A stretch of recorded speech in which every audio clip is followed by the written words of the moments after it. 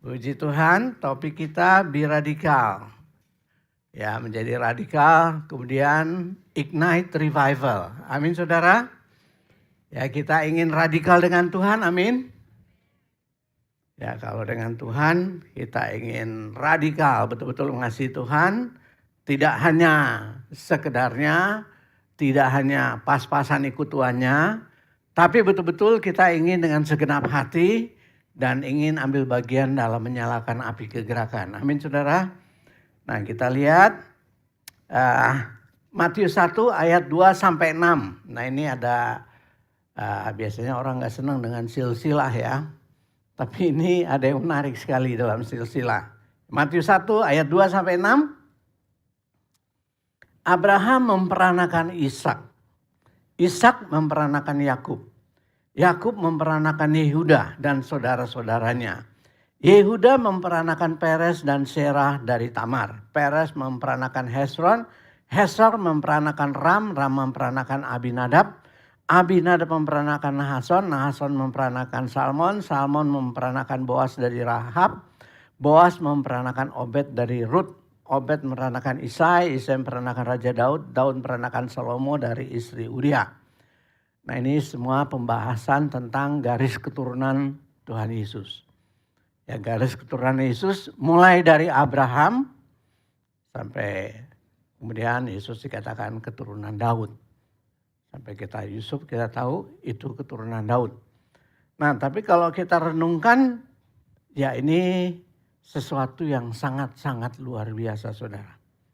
Ya sangat luar biasa karena yang terhormat mendapat kehormatan dari Tuhan ya untuk namanya dicantumkan pada garis keturunan Yesus, orang-orang yang luar biasa. Amin saudara. Orang-orang yang mau hidup radikal ikut Tuhan. Makanya judulnya be radikal. Kita ingin radikal dengan Tuhan. Tuhan menghormati orang-orang yang mau hidup sungguh-sungguh dengan Tuhan. Ya kita mulai misalnya yang pertama. Yesus itu keturunan Abraham. Abraham ambil satu keputusan dalam hidupnya ketika Tuhan memanggil untuk ikut Tuhan. Meninggalkan segalanya, meninggalkan kenyamanannya, meninggalkan kemapanannya di tanah Ur Kasdim, berangkat ke tempat yang dia tidak tahu itu kemana. Apalagi zaman dulu, kalau sekarang kemana-mana gampang. Kalau zaman dulu itu nggak tahu mau kemana, karena di jalan banyak rampoknya, banyak binatang buas. Ya kalau sekarang nggak ada, kalau dulu banyak binatang buas, banyak rampok. Sehingga ketika Abraham berangkat, betul-betul butuh iman kepada Tuhan. Dia menyerahkan diri penuh. Dan dia nggak tahu negeri Kanaan itu seperti apa. Tapi Tuhan janji negerinya hebat, berlimpah susu dan madu. Dan dia berangkat saudaraku. Dia ambil keputusan yang radikal. Radikalnya apa? Ikut Tuhan tanpa melihat masa depan. Dia nggak dijanjikan ya, tapi melihat tidak. Dijanjikan Kanaan itu hebat. Dia anak cucunya akan menjadi banyak seperti bintang di langit. Dan tanah itu diberkati berlimpah susu dan madu. Tapi dia nggak tahu benar atau tidaknya. Ya masih gelap gulita. Dia nggak tahu dan apa benar. Dia nggak tahu apa bisa nyampe di sana di perjalanan. Karena zaman dahulu kala banyak rampok, banyak binatang buas. Nah, tapi dia mau ikut janji Tuhan. Dia mau lakukan. Dia ambil satu keputusan radikal. Keluar dari kehidupan sehari-hari, keluar dari kenyamanan sehari-hari, masuk dalam panggilan mulia bersama Tuhan. Ya ini benar radikal, masuk dalam panggilan Tuhan tanpa melihat masa depan yang cerah. Hanya pegang janji. Tapi yang dilihat nggak ada, gelap gulita. Kalau secara kasat mata itu gelap gulita, bahkan orang dulu takut untuk traveling karena banyak binatang buas, banyak rampok. Enggak zaman sekarang. Dulu negara tidak menguasai penuh. Kalau sekarang dengan cepat ada HP, ada kamera, polisi bisa cepat datang. Kalau dulu nggak bisa, apalagi keluar kota. Nah lalu, tapi Abraham secara radikal ambil keputusan untuk ikut Tuhan 100% meninggalkan segala sesuatu masuk dalam panggilan Tuhan yang luar biasa. Sehingga Tuhan sangat menghargai Abraham. Dan oleh keturunanmu, pertama keturunanmu akan banyak seperti bintang di langit. Kamu akan diberkati berkelimpahan, tidak hanya itu oleh keturunanmu yaitu Yesus, semua bangsa di muka bumi diberkati. Nah orang yang kedua, saya tanya-tanya, saudara pernah mikir enggak, kenapa enggak Yusuf, kenapa Yehuda? Kan anak Yakub banyak ya, paling tua Ruben, ada yang kedua, Yehuda ketiga atau keempat. Lalu ada Yusuf, ada Benyamin. Paling top sebetulnya Yusuf. Atau Ruben, paling tua. Tapi kenapa Yesus itu anak Yehuda? Bukan anak Yusuf. Padahal kalau lihat Yusuf kan luar biasa ya. Nah, ya kita bisa menafsirkan tetapi ya kita tahu kasih karunia Tuhan bukan karena perbuatan, pilihan Tuhan satu. Tapi yang kedua, saya melihat ada sesuatu juga di Yehuda. Ya, ada sesuatu. Nah Kejadian 4 ayat 43, Kejadian 43 ayat 8 sampai 9. Lalu berkatalah Yehuda kepada Israel ayahnya, biarkanlah anak itu pergi bersama-sama dengan aku, maka kami akan bersiap dan pergi supaya kita tetap hidup dan jangan mati. Baik kami maupun engkau dan anak-anak kami, akulah yang menanggung dia. Engkau boleh menuntut dia daripadaku jika aku tidak membawa dia kepadamu dan menempatkan dia di depanmu, maka akulah yang berdosa terhadap engkau untuk selama-lamanya. Nah ini Yehuda ini waktu si Yusuf mau dibunuh, bilang apa untungnya kalau kita membunuh darah daging kita. Nggak ada untungnya, dijual aja. Ada hati nuraninya yang menghalangi saudara-saudaranya membunuh. Dan Ruben dan Yehuda yang mengatakan demikian. Nah yang kejadian ini terjadi waktu mereka bolak-balik ke Mesir ketika terjadi kelaparan. Jadi terjadi kelaparan, Yusuf sudah memerintah, kita tahu 7 tahun kelaparan, 7 tahun kelimpahan, kemudian datang 7 tahun kelaparan. Nah pada saat kelimpahan mereka ngumpulin makanan di gudang banyak sekali. Setelah kelaparan baru mereka keluarin cadangannya. Udah banyak sekali, termasuk kelaparan itu sampai ke bangsa-bangsa di sekitar Mesir, Kanaan, Israel dan sebagainya itu kelaparan, kekeringan. Dan ya Yakub di sini menyuruh anak-anaknya ambil makanan. Kita tahu ada bentrokan sedikit dengan Yusuf. Yusuf udah tahu mempersulit saudara-saudaranya, ya taruh pialanya atau balikin uangnya dan sebagainya. Nah dia sempat debat sama Yusuf, tapi Yusuf karena dipersulit, kita tahu ceritanya dipersulit karena ya ditaruh uang di ininya, tempatnya salah satu mereka, kemudian itu ditahan lagi mereka karena uangnya ada.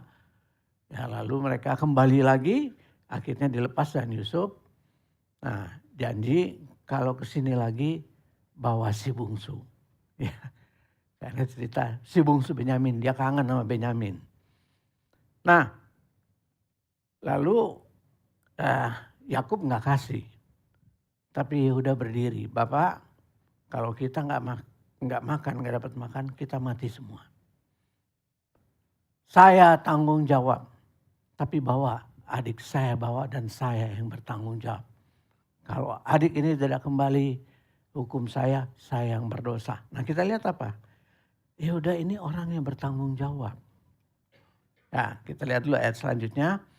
Kejadian 4:32-34. Tetapi hambamu ini telah menanggung anak itu terhadap ayahku dengan perkataan ini. Jika aku tidak membawanya kembali kepada Bapa, maka akulah yang berdosa kepada Bapa untuk selama-lamanya. Oleh sebab itu baiklah hambamu ini tinggal menjadi budak tuanku menggantikan anak itu. Dan biarlah anak itu pulang bersama-sama dengan saudara-saudaranya. Sebab masakan aku pulang kepada ayahku apabila anak itu tidak bersama-sama dengan aku. Aku tidak akan sanggup melihat nasib celaka yang akan menimpa ayahku. Wah ini kejadian ini sesudah Yehuda dan yang lainnya bawa adiknya yang bungsu Benyamin ke Mesir. Lalu sama Yusuf dipermainkan lagi ya. Udah dibeli semuanya. Ketika mereka pulang ditaruh pialanya di tempatnya Benyamin. Sehingga Yusuf kembali bilang, wah ini harus saya tahan. Nah Yehuda berdiri lagi. Saya udah janji sama bapak saya. Dan bapak saya sudah tua, sudah hilang anak kesayangannya, kakaknya si bungsu ini. Kalau sampai si bungsu juga gak ada, bapak saya mati. Saya sangat berdosa. Tahan saya saja jadi budak. Nah kita lihat saudara, ini sangat luar biasa, berarti dia punya, yang pertama Yehuda ini punya hati belas kasihan untuk bangsa dan keluarganya.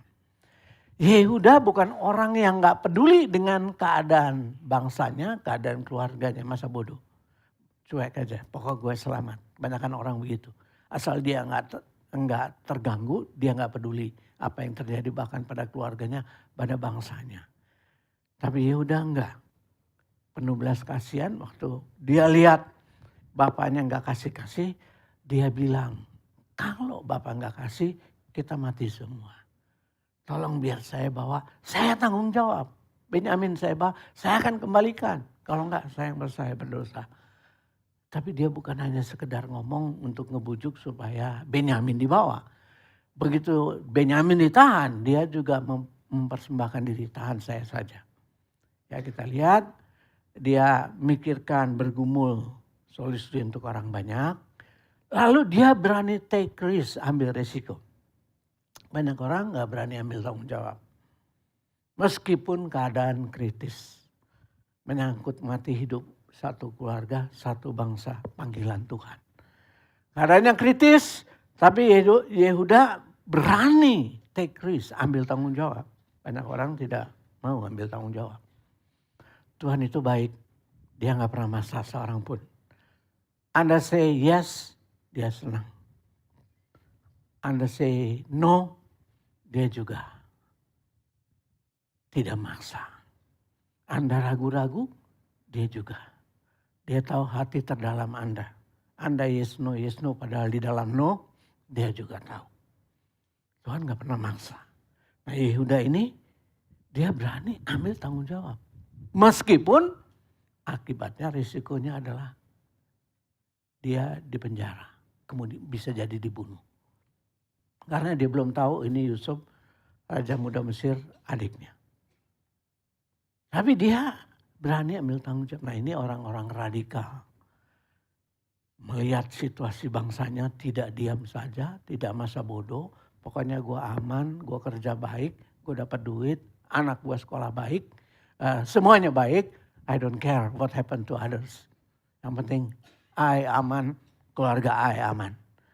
Tapi ada orang seperti Yehuda yang take risk, ambil risiko, berani ambil risiko, berani berbelas kasihan dan berdiri dengan iman. Percaya Tuhan baik, ambil risiko berdiri, ambil tanggung jawab. Ini salah satu tafsiran saya. Alkitab nggak bilang gitu, jadi saya bilang tafsiran saya. Kenapa Yehuda?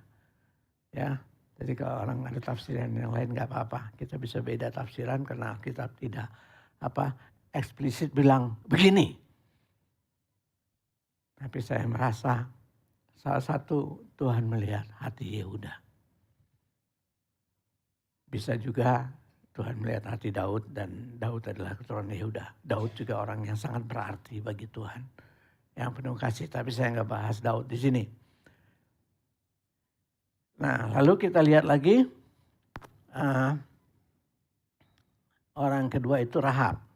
Ya, kita lihat dari Yosua 23 ayat 4. Maka Raja Yeriko menyuruh orang kepada Rahab mengatakan, bawalah keluar orang-orang yang datang kepadamu itu yang telah masuk ke dalam rumahmu.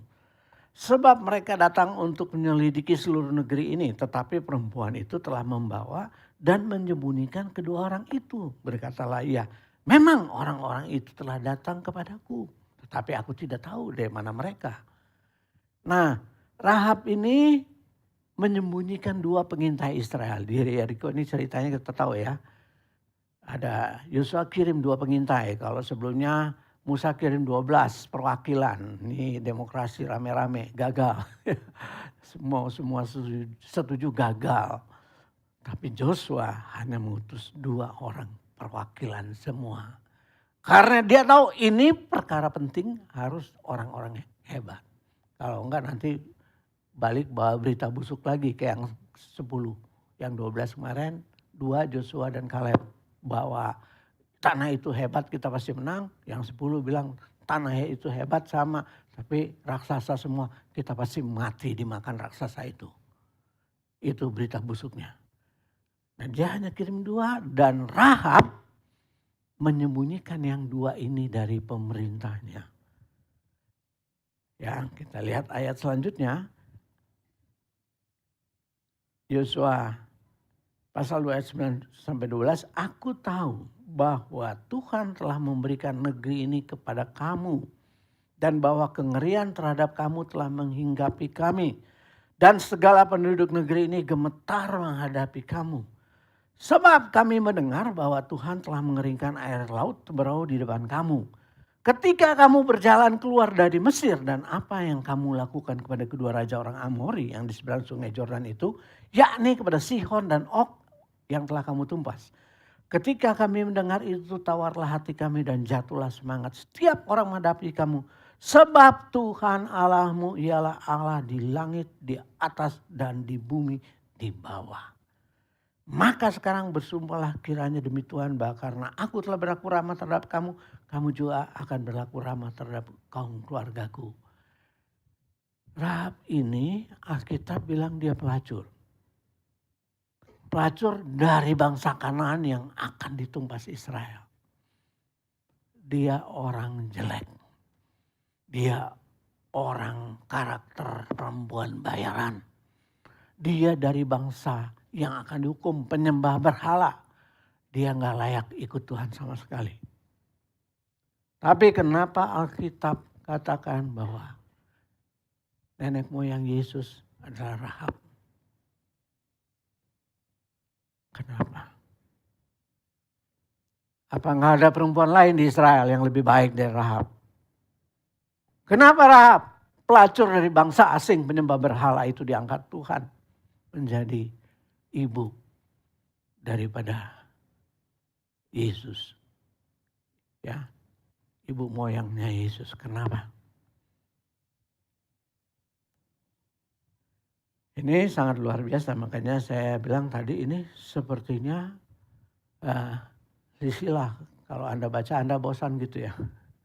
Tapi kalau renungin dalam-dalam, saat teduh kalau dulu, wah silsilah lewatin. Alah paling gitu kita silsilah lewatin kan gitu kan. Nah, ternyata kalau kita renungkan dalam-dalam dengan sedikit kritis tadi, termasuk pertanyaan kritis saya tanya, kenapa Yehuda, kenapa enggak Yusuf yang lebih keren gitu, raja muda, malah Yehuda yang dapat visi besar. Yusuf kan Yehuda, tapi lihat Bahido pun orang yang bertanggung jawab.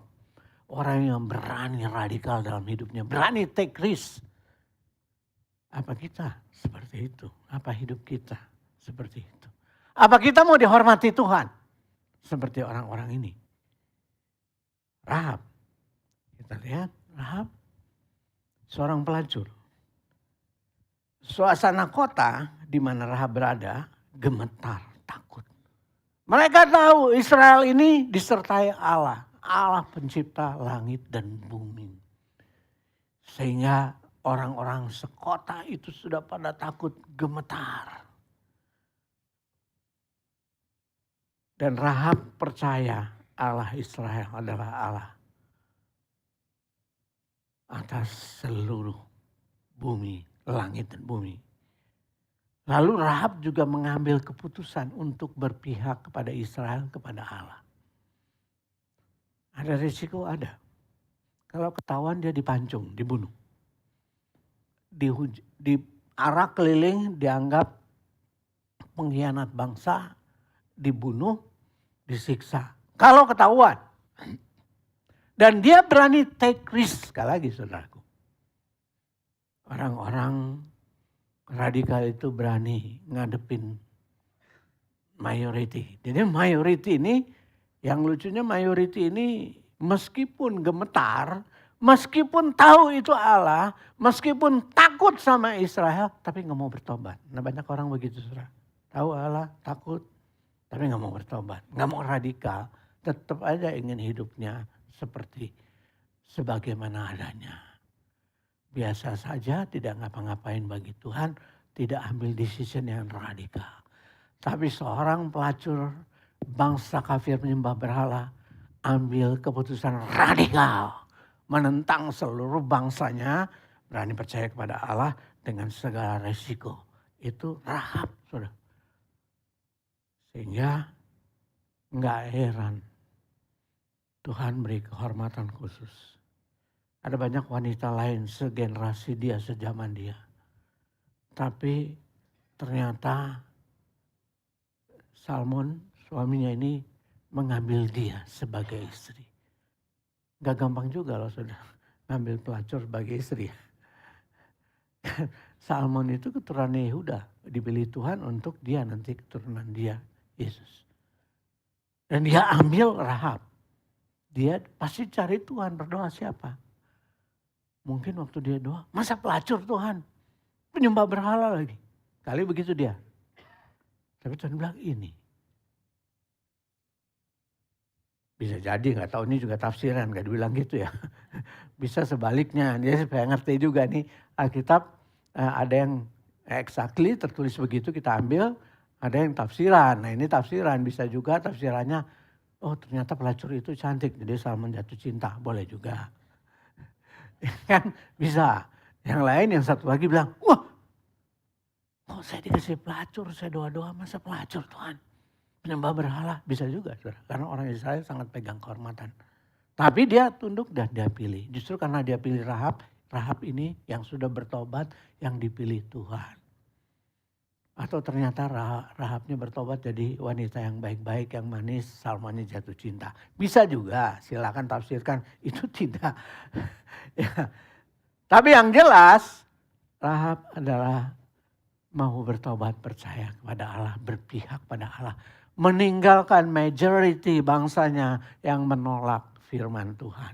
Yang menolak untuk taat. Meskipun ketakutan dan gemetar. Nah ini lucu, manusia udah begitu. Udah takut juga gak mau bertobat. Udah digebukin juga gak mau bertobat. Manusia bisa begitu. Dan itulah orang-orang Yeriko. Tapi Rahab, seorang pelacur sampah masyarakat bertobat, percaya dan berani pertaruhkan segalanya. Ini orang radikal menentang majority. Said, I believe in God. Amin saudara. Be radikal, amin. Ya jangan biasa-biasa aja. Mungkin seluruh bangsa nuding kita, nunjuk kita. Tapi bukan jadi pengacau yang bikin semua orang marah, bukan. Tapi kita jelas kebenaran firman Tuhan. Kita berani menentang arus. Orang radikal, orang yang berani menentang arus. Menyatakan kebenaran firman Tuhan. Berani konsekuen hidup dalam firman Tuhan. Berani pertaruhkan segalanya untuk berpihak kepada Tuhan. Amin saudara. Kita berani radikal. Berani pertaruhkan masa depan. Nah, ibu-ibu, bapak-bapak nih anaknya nilainya jelek sedikit udah marah-marah. Kalau nggak pelayanan banyak nggak apa-apa. Asal nilainya bagus. Itu nggak radikal itu. Biar radikal supaya masa depannya bagus. Biar radikal, biarlah anak kita ikut Yesus secara radikal. Amin itu. Apapun resikonya. Ya, biar radikal. Nah yang terakhir, satu nama lagi Rut. Ya berkatalah, Rut 1 ayat 15-17. Berkatalah Naomi, telah pulang iparmu pada bangsanya dan kepada para allahnya. Pulanglah mengikuti iparmu itu, tetapi kata Rut, janganlah desak aku meninggalkan engkau. Dan pulang dengan tidak mengikuti engkau. Sebab kemana engkau pergi, ke situ jugalah aku pergi. Dan di mana engkau bermalam, di situ jugalah aku bermalam. Bangsamu lah bangsaku dan Allahmu Allahku. Di mana engkau mati, aku pun mati di sana. Dan di sana aku dikuburkan. Beginilah kiranya Tuhan menghukum aku, bahkan lebih daripada itu. Jikalau sesuatu apapun misalkan aku dari engkau selain daripada maut. Nah kita lihat juga Rut adalah salah satu wanita yang dipilih Tuhan menjadi ibu moyang daripada Yesus. Boas menikah dengan Rut, itu kan ceritanya. Kita tahu ya Naomi ini ibu mertua Rut suatu ketika karena kelaparan di Israel pergi ke Moab. Di sana 2 anak lakinya menikahi 2 gadis Moab. Satunya Rut, satu yang lain. Orpa kalau nggak salah namanya. Dan dua-duanya juga mati. Lalu Rut dengar kabar Israel udah gak kelaparan lagi. Jadi Rut memutuskan untuk kembali ke Israel dari Moab. Lalu sebelum dia kembali, dia sudah ajar 2 mantunya ini untuk takut akan Tuhan. Percaya kepada Tuhan. Mereka sudah percaya. Tapi sebelum dia kembali ke Israel, ya biasanya kalau orang Israel punya kebiasaan kalau anaknya meninggal, laki-laki, maka adiknya itu gantiin untuk memberi keturunan bagi kakaknya jadi suami daripada perempuan yang ditinggalkan. Ya, sehingga Naomi bilang, saya nggak punya anak lagi untuk kalian. Kalian bebas pergi. Kalau saya kawin lagi punya anak nanti nunggu dewasa kalian udah tua gitu ya. Jadi bebas. Karena kebiasaan Israel begitu. Ya, anak adiknya yang dikasih. Itu kebiasaan mereka. Nah yang satu mikir, wah benar juga. Aku ikut di negeri asing, aku gak kenal, di sini sanak saudaraku. Jadi ya udah yang satu pergi. Tapi Rut ini sudah berketapan hati mengikut Allah seumur hidupnya dan meninggalkan tanah airnya, meninggalkan sanak familinya, meninggalkan segala sesuatu karena ingin ikut Allah dengan segenap hati. Ini keputusan yang luar biasa. Rut juga radikal ikut Tuhan. Amin saudara. Enggak ada pengharapan suaminya udah mati, ikut ke kampung suaminya yang udah mati, enggak tahu bagaimana, enggak keruan juntrungnya. Dulu suaminya pergi karena kelaparan, mereka menikah, sekarang balik lagi, enggak ada masa depan. Tapi dia milih. Ya ini keputusan radikal sampai mati saya tetap ikut engkau, ikut Allah. Amin saudara, ini keputusan radikal. Ya. Oke kita lihat slide yang terakhir. Nah ini martir yang baru-baru kita dengar Charlie Kirk. Ya seorang pekerja keras yang lantang beritakan Injil. Lantang mengajak orang Amerika untuk back to the Bible, kembali baca firman, untuk turn on. Dia membuat lembaga namanya turn on, artinya berbalik, bertobat saudaraku.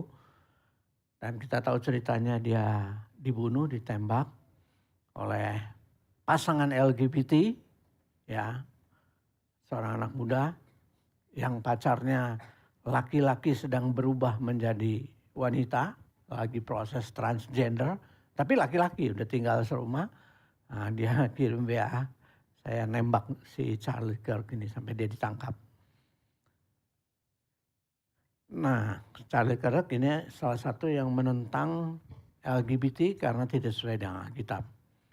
Dia dengan keras menentang tapi dia mengasihi pribadinya. Nah, ini Charlie Kirk terkenal orang yang senang diskusi, bukan pokoknya begini titik, nggak ada diskusi, nggak. Fanatismenya. Tapi dia senang mempertobatkan orang melalui diskusi ya. Dia senang bicara mendalam, kalau orang bertengkar dia bilang bagaimana saya bisa lebih baik menjelaskan kepada kamu, tolong kasih tahu. Dia tidak benci pribadinya, tapi dia mengasihi mereka. Itu pesan ke istrinya juga. Nah waktu dia sudah meninggal kita tahu terjadi hal-hal yang luar biasa. Sebelumnya juga dalam perjalanan dia banyak anak-anak muda yang berbalik baca Alkitab lagi. Ya, turning point. Nah ketika dia meninggal dikabarkan 68.000 minta untuk buka di sekolah-sekolah. Kayak GKKD ya buka di sekolah-sekolah ya. Mirip banget gitu ya. Di Bandung hampir semua sekolah kita duduki. SMA, perguruan tinggi, Unisba, Uninus, semua ada persekutuan kita. Ya. Lalu waktu saya masuk Jakarta, 400 sekolah SMA di Jakarta kita duduki. 400 saudara, nggak main-main. Ya. Tapi baca ini kaget, 68.000 sekolah minta dibuka. Yang baru ya. Chapter daripada turning on di sekolah-sekolah. Wow, amazing, luar biasa. Artinya orang-orang yang dengar itu dan melihat kematian dia bukan malah takut, bukan malah gentar, tapi sebaliknya justru wow, ada kegerakan roh Tuhan yang sangat luar biasa karena kematian Charlie Kirk ini. Ya, mereka katakan kematian, kalau yang lain mati itu habis. Kalau martir itu mati justru tumbuh. Ya, mati 1 tumbuh 1000 gitu ya. Kalau Indonesia begitu kan ya. 4.000 gereja tertarik untuk bergabung dan pada saat kematian dia Injil diberitakan 200.000 di stadion The Phoenix Amerika. Ada 100 juta penonton pada awalnya. Kemudian selanjutnya yang nonton selanjutnya 200 juta. 200 juta orang dengar Injil. Dan di situ termasuk ada Trump, ada wakilnya, ada Elon Musk juga hadir. Nah, pertanyaannya, gimana kita dengar ini? Anak-anak muda, wah viral, hebat.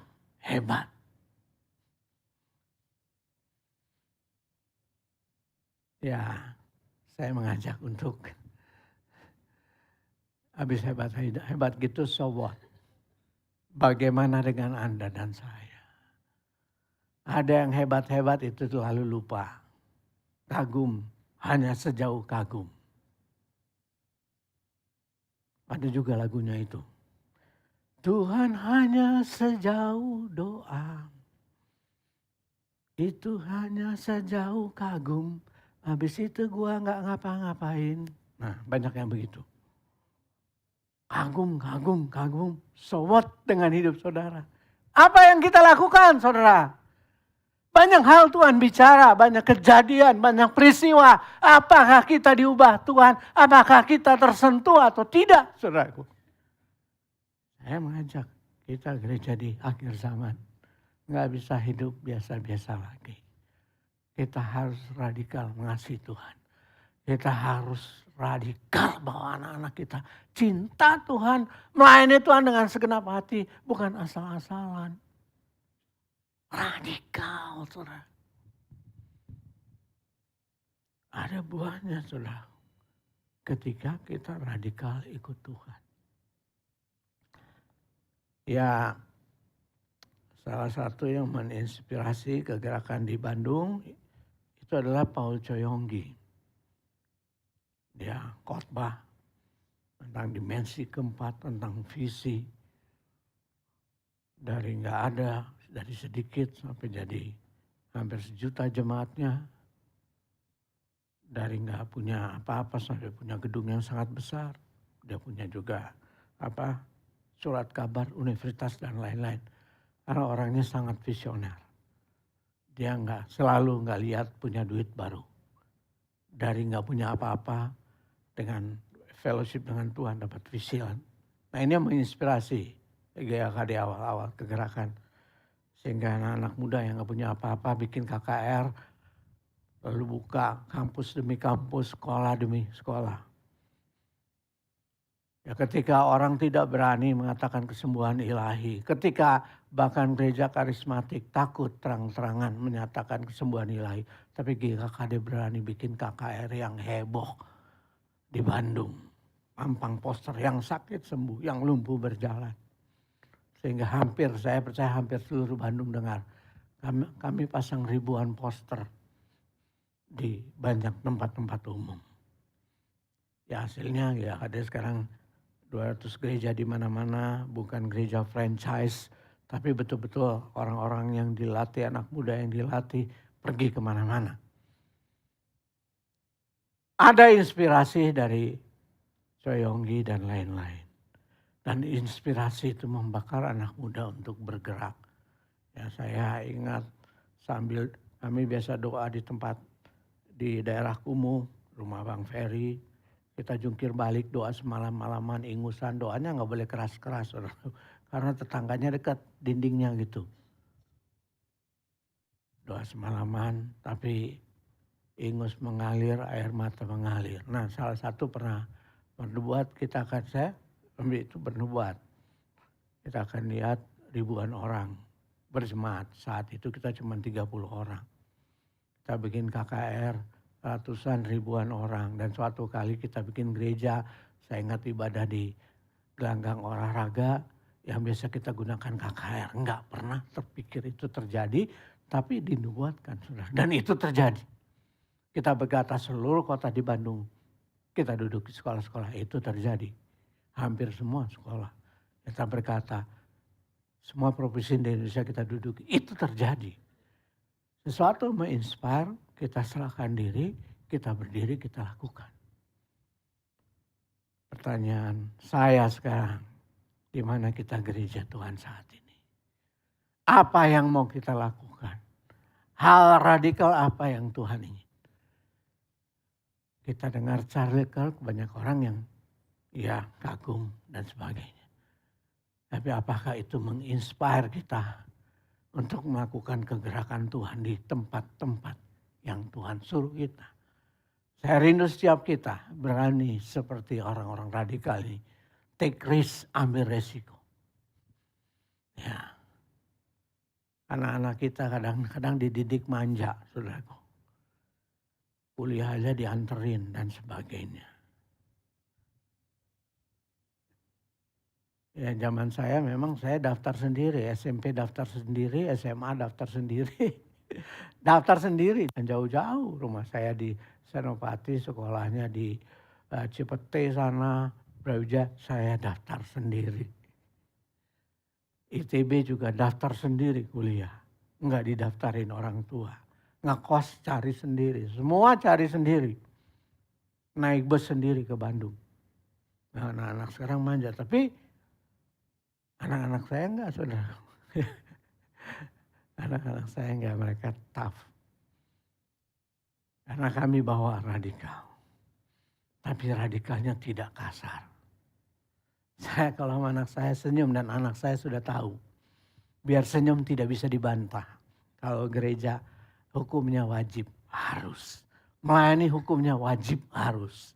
Tapi bisa diskusi, dia ngomong, Pak, paling kita jagain anak-anak lagi. Karena anak saya paling tua. Pakai dicubitin lagi gua katanya. Iya nak, kita belajar ya. Nggak bilang, oh iya ya kalian di rumah aja nonton TV enggak. Ada PR enggak? Bawa PR-nya. Kerjain di mobil atau di sana. Kalian harus cinta Yesus dengan radikal. Kalian harus cinta pelayanan dengan radikal. Apa kita bawa keluarga kita radikal? Banyak anak-anak sekarang susah. Ketika melayani, wah ujian dan sebagainya. Waktu zaman saya pikir ada dua jurusan yang paling sulit untuk melayani Tuhan dalam sekolahnya. Yaitu kedokteran sama arsitek, karena sibuk banget. Itu di Bandung. Waktu saya di Jakarta, anak saya 2 kedokteran. Tapi mereka tidak terhalang sama sekali sama sekolahnya. Mereka melayani. Ini anak-anak muda pasti bisa menyaksikan. Dia ada ujian, Siska ujian di UKI, ada retreat. Dia pergi retreat dulu, saudara. Pulang ujian, habis ujian balik lagi. Itu anak saya. Dulu kalau kita anak kedokteran sama arsitek udah gak usah deh. Lu gak usah pegang retreat, gak bisa pegang apa-apa. Kita tahu sibuknya di kedokteran, di arsitek. Tapi anak saya buktiin. Nggak ada kata sibuk. Mau kedokteran, mau arsitek. Kalau ada cinta Tuhan, ada api Tuhan. Be radical. Utamakan Tuhan dan melayani dengan segenap hati. Kemarin saya diundang makan sama ya anak-anak muda yang sudah berkeluarga dulu di Westrup. Mereka bilang gini, ya 2 anak muda ini paling bandel. bandelnya nggak ketulungan. Diinjilin bertobat, ikut gereja, setahun kemudian pergi, hilang. Setahun kemudian balik, setahun kemudian pergi. Kerjanya tawuran. Ya, mereka memang tinggal di daerah kumuh dan tawuran. Kuliah di UKI juga preman UKI. Biar kuliah itu tawuran, pokoknya kalau tawuran dia paling depan.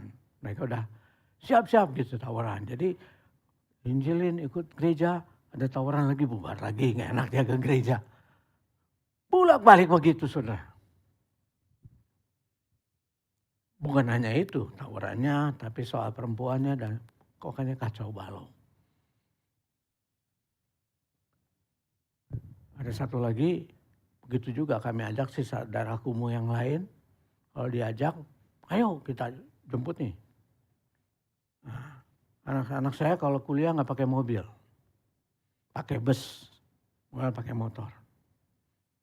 Tapi kalau pelayanan dijemputin pakai mobil. Ya, jadi kalau jemput satu daerah kumuh, mereka lihat dulu premannya, jagoannya.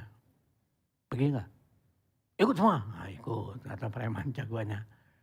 Nah, 2 preman ini yang kemarin ngundang saya makan. Kami nggak pernah lupa, Bang. Sekarang udah stabil, udah nikah baik-baik. Kalau dulu pacarnya banyak.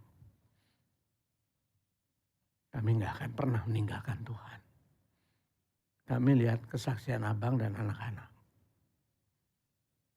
Nah, sama anak saya itu mereka bilang gini, kami nggak pernah bayar makan bang, pasti anak abang yang bayar. Kalau Gila, Siska, Moel. Makanya di warteg dekat rumah kami ada warteg, itu langganan anak-anak Westbrook. Yang bayar, ya kalau nggak Priscilla, Samuel, Siska, 3-3-nya. Keadaan mereka jatuh bangun, dijemput, setahun gak ikut, balik lagi. Tapi saat ini kami menuai buahnya. Saya menangis dengar kesaksian mereka. Saya bilang Tuhan gak sia-sia ya. Anak saya didik tough militan. Ya banyak orang tidak pernah mendidik anaknya, diproteksi, dijagai. Kayaknya benda antik yang tidak boleh dilukai oleh jemaat Tuhan. Sekolahnya tidak boleh diganggu dan lain-lain. Tapi anak saya diganggu terus hidupnya dari kecil. Sudah jadi pelayan sekolah minggu. Karena kalau kami rapat anak penatua, dia yang jagain, ngangonin. Makanya anak saya dekat dengan anak Mbak Anta. Ya, Atan tuh deket banget dengan semua anak penatua. Mereka yang jagain. Kadang-kadang ada yang bandel-bandel. Dicakarin anak saya. Jadi, paling kita dicakarin lah. Nggak boleh ngelawan lagi. Terus saya. Kadang-kadang, gak selalu. Tapi banyak. Dari kecil, militan. Beri hidup. Bukan anak saya sempurna, saudaraku. Ada kejatuhan anak muda juga. Mereka tidak sempurna. Tapi mereka selalu ingin melayani, mengasihi Tuhan. Dan mereka belajar memberi segalanya. Misalnya, uangnya kemana nak? Lah kemana lagi Pak? Bapak tahu tiap minggu kita mesti ngangonin anak-anak katanya. Tiap minggu kita ngangonin anak-anak nih Pak. Bukan anak-anak kecil, anak-anak gede gitu. Rumah saya cuman nggak sampai 50 meter, 45 meter persegi. Kadang 10 anak, kadang 15 anak. Fellowship di rumah saya. Mereka. Terus saya mesti di mana gitu kan. 15 anak kumpul kan. Kamar mandinya cuma 1, mau kamar mandi susah. Tapi itu tidak menjadi halangan untuk be radical bagi Tuhan. Amin. Apalagi kita yang banyak fasilitas. Tapi dorong anak kita dengan segenap hati be radical. Jadi radikal, jadi cinta Tuhan di atas segalanya. Saudara gak akan kecewa, saudara gak akan nyesal. Amin saudara. Anak saudara akan tumbuh dewasa. Lalu kita ajarkan mereka radikal. Mereka tidak egois. Anak saya ini gak egois. Ketemu dengan siapa saja, you are the first, you are the king. I gak usah cerita tentang I, you cerita tentang you. I berkati, itu anak saya. Saudara. Orang egois, semua tentang dirinya, semua pengen dilayani. Anak-anak saya terlatih untuk diam dan melayani di mana mereka berada. Nah, di radikal, dunia butuh orang-orang radikal. Amin. Cara mengubahkan ratusan ribu, 200 juta orang. Banyak anak muda sekarang cuma dengar just, tidak pernah jadi pelakunya. Saya tantang saudara, kita semua mau jadi pelaku. Tapi butuh keputusan radikal dalam kehidupan kita. Untuk honor God, untuk berjalan di visinya Tuhan. Saya ambil keputusan yang radikal, saudara, dalam hidup saya. Tapi nggak pernah kekurangan, sekalipun nggak berkelebihan.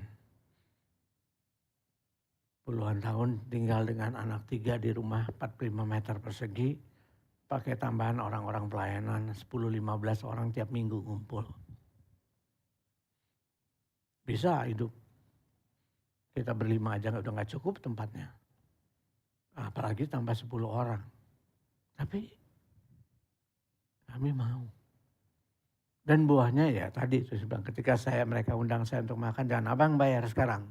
Kami udah kerja, ya, suami istri kerja, punya uang. Kami yang bayar, abang nggak boleh bayar, kami nggak boleh bayar.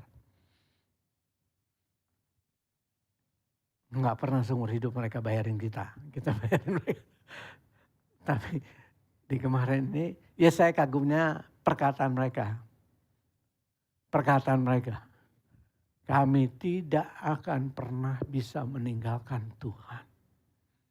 Kami sudah saksikan hidup dad sama mom.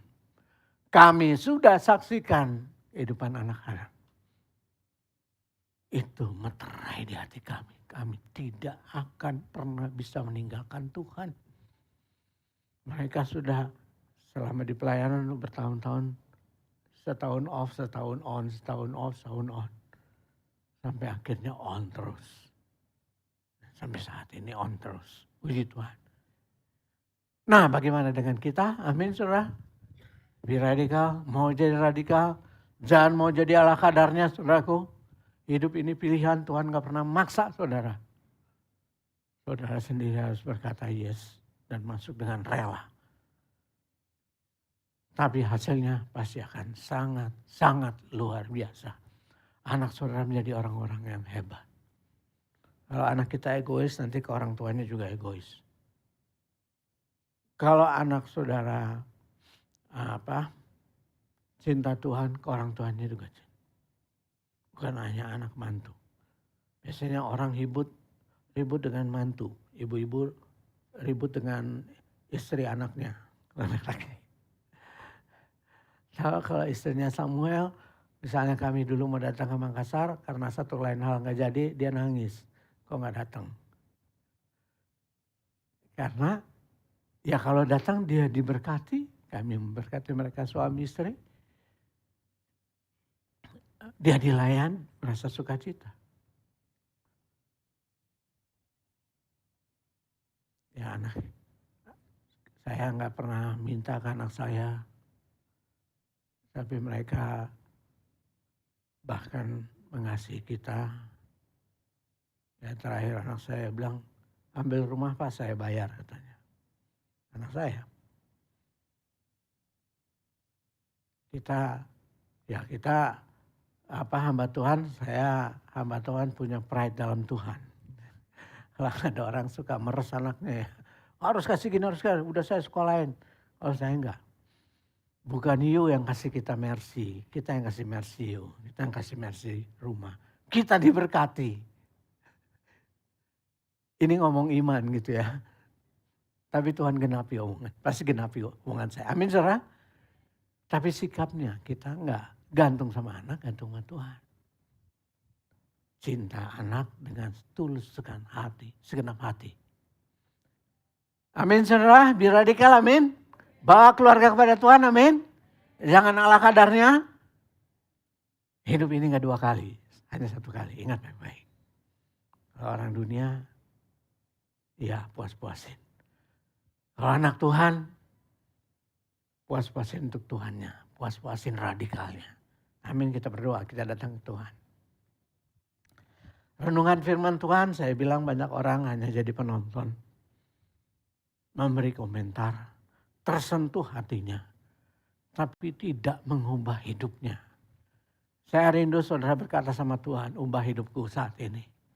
Saudara ambil keputusan radikal, saudaraku. Untuk hidup radikal bagi Tuhan. Ini akhir zaman, bukan masanya lagi main-main dengan Tuhan. Ini waktunya untuk sungguh-sungguh mempersembahkan hidup kita kepada Tuhan. Dengan radikal. Membawa anak-anak kita dengan radikal. Saudara yang akan menangis. Kalau anak-anak saudara tidak dilatih menjadi anak yang egois. Tidak akan berhasil di kerjaannya juga. Hanya orang-orang yang cemerlang, yang biasa melayani, humble jadi hamba, yang akan berhasil juga di marketplace. Kita seringkali memanjakan anak, memproteksi mereka. Bahkan dari pelayanan diproteksi. Tapi hari ini saya ajak, ambil keputusan radikal untuk hidupmu. Untuk bawa semua masuk dalam Tuhan. Untuk persembahkan hidup pada Tuhan. Saya undang bangkit berdiri. Angkat tangan saudara kepada Tuhan, katakan sesuatu. Kita sama-sama bilang ke Tuhan, ikuti kata saya dengan segenap hati. Tuhan Yesus, terima kasih. Engkau sudah memberi segalanya bagiku. Darahmu tercurah bagiku. Aku mau hidup bagimu Tuhan. Aku dan keluargaku hidup bagimu. Ajar aku membawa anak-anakku ikut berperang bersama Engkau. Ikut mencintai Engkau di atas segalanya. Bukan masa depan yang utama, tapi Yesus yang utama. Mereka melayani Tuhan dengan segenap hati. Tolong saya Tuhan. Saya persembahkan hidup kepada Tuhan. Amin. Kita mau perjamuan? Tidak ada ya. Sorry. Biasa saya minggu pertama. Oke, kita. Terima kasih Bapak. Dalam nama Tuhan Yesus. Haleluya. Amin. Amin. Ya. Puji Tuhan. Silakan duduk kembali.